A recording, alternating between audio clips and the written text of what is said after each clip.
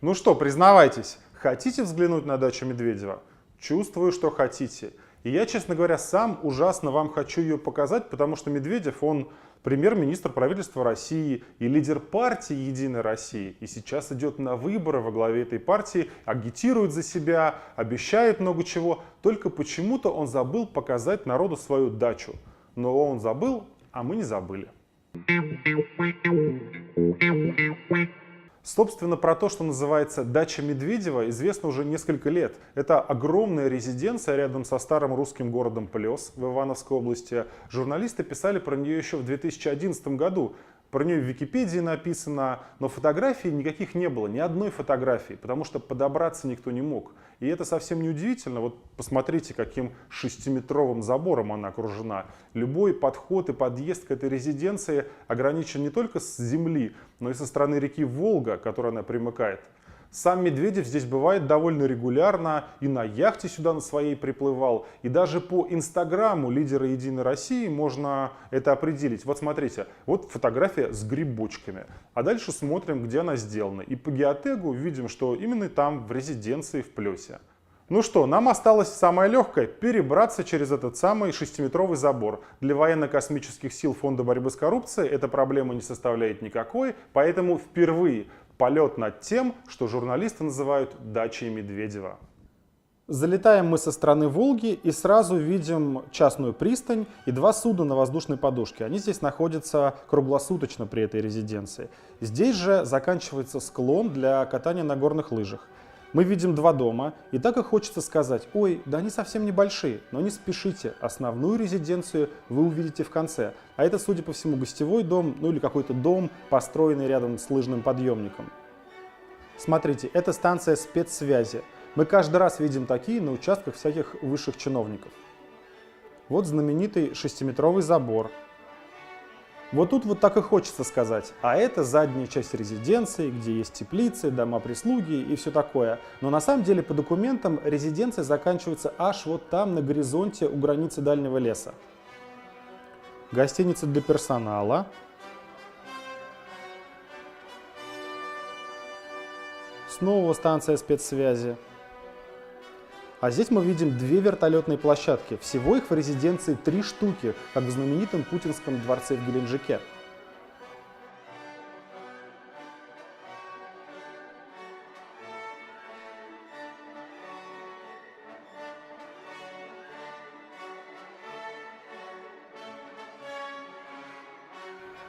И вот мы подлетаем к главной части всего имения. Видите, здесь даже такой небольшой заборчик есть, который ограждает ее от остальной части.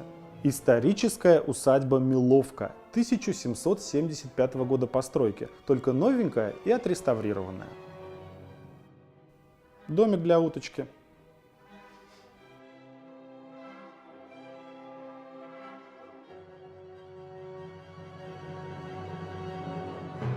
Поворачиваемся и видим два гостевых дома, один из которых с таким хитрым каскадным бассейном. Сейчас вы его увидите. Видим вдали еще один дом на берегу и летим к нему.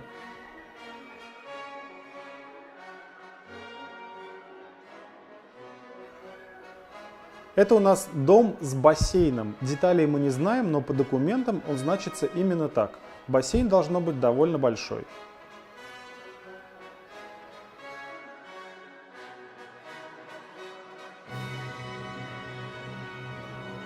Ну вот здесь у нас Русь и бескрайние просторы.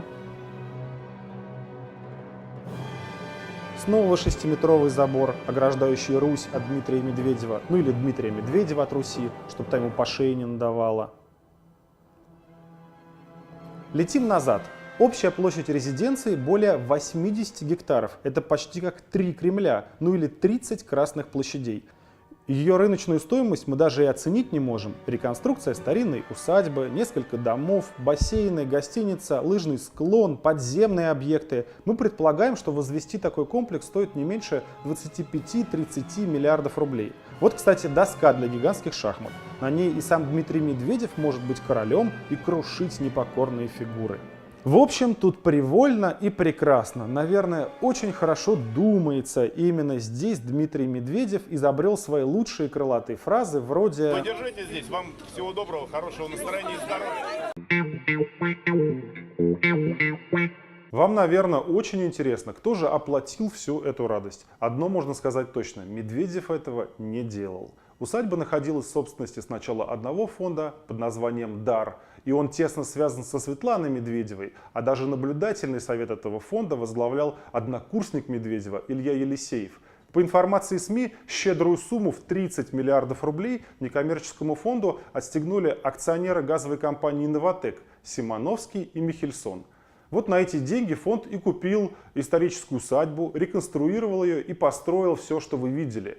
Через месяц после объявления знаменитой рокировочки в 2011 году Плесскую усадьбу передарили. Сегодня она принадлежит некоммерческому фонду по сохранению историко-культурного наследия. Вот таким вот интересным образом сохраняют российское культурное наследие. За 6-метровым забором, с охраной ФСО и спецсвязью. По выходным и праздникам культурное наследие охраняет лично премьер-министр России. Является ли это все коррупцией? Ну, конечно, является. Как и большинство тех делишек, которые делают Путин, Медведев и их партия «Единая Россия». И не зря сейчас Медведев выступает первым номером в списке этой партии. Но вот посмотрите сами. Вот так выглядит дача канцлера Германии Ангелы Меркель. А вот так дом бывшего президента США Билла Клинтона. Сравнили с медведевским? А теперь давайте сравним минимальные зарплаты. В России это будет 7500 рублей, в США 82 тысячи рублей, а в Германии 107 500 рублей. Странно получается. Наша страна бедная, а ее руководитель живет в 300 раз роскошнее, чем лидеры богатых стран. И вся эта коррупция становится возможной благодаря тем, кто голосует за Единую Россию. Поэтому не будьте такими людьми.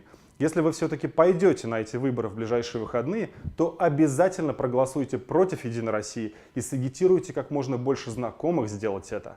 По телевизору дачу Медведева вам, конечно, не покажут, поэтому мы будем вам очень признательны, если вы поучаствуете в распространении вот этого ролика. Не забывайте подписываться на наш канал, здесь говорят правду.